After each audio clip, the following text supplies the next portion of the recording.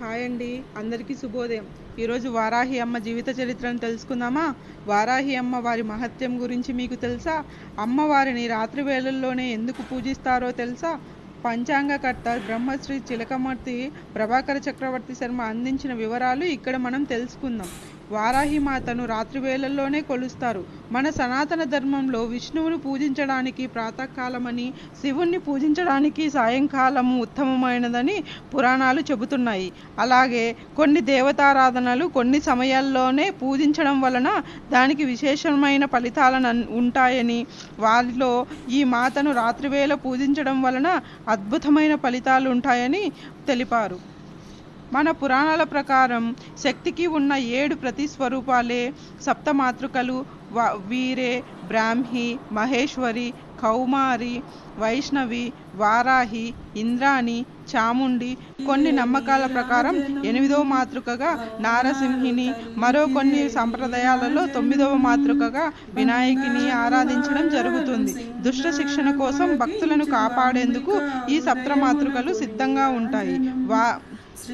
వారాహి మాత విశేషాలు. వరాహుని శ్రీతత్వము. పూర్వం హిరణ్యకశిపుడనే రాక్షసులను సంహరించి భూలోకాన్ని ఉద్ధరించిన విష్ణువు అవతారమే ఈ వరాహమూర్తి. ఆ వరాహమూర్తికి ఉన్న శ్రీతత్వమే వారాహి అమ్మ అంటారు. దేవి భాగవతం, మార్కండేయ పురాణం, వరాహ పురాణం వంటి పురాణాలలో ఈమె ప్రశస్తి కనిపిస్తుంది. ఆయా పురాణాల్లో అంధకాసుడు, రక్తబీజుడు వంటి రాక్షసులను సంహరించడంలో ఈమె పాత్ర స్పష్టంగా కనిపిస్తుంది. వరాహిమాత రూపం. వరాహి రూపం ఇంచుమించు వరాహమూర్తిని పోలి ఉంటుంది. ఈమె శరీరము నల్లని ఛాయను మేఘవర్ణంతో ఉంటుంది. సాధారణంగా ఈ తల్లి వరాహ ముఖంతో 8 చేతులతో కనిపిస్తుంది. అభయ వరద హస్తాలతో శంభుని, శ్వాసమును, హలము వంటి ఆయుధాలతో దర్శనమిస్తుంది. గుర్రము, సింహము, పాము, దున్నపోతు వంటి వివిధ వాహనాలు మీద ఈ తల్లి సంచరిస్తుంది. ఆరాధన. తాంత్రికులకు ఇష్టమైన దేవత వారాహిమాత. అందుకే ఈమెను రాత్రి వేళల్లోనూ పూజిస్తారు. తాంత్రికులకు ఇష్టమైన దేవత వారాహిమాత. అందుకే ఈమెను రాత్రి వేళల్లోనే పూజిస్తారు. వారాహిమాత ముఖ్య దేవతగా ప్రతిష్ఠించిన కొన్ని ఆలయాలలో దర్శనం సైతం రాత్రి వేళల్లోనూ తెల్లవారుజామును మాత్రమే ఉంటుంది. శత్రుభయం ఉండదు. లలితాదేవికి సైన్యాధిపతిగా వారాహిదేవిని వర్ణిస్తారు. అందుకే ఈమె ప్రస్తావన లలితా సహస్రనామంలో కూడా కనిపిస్తుంది.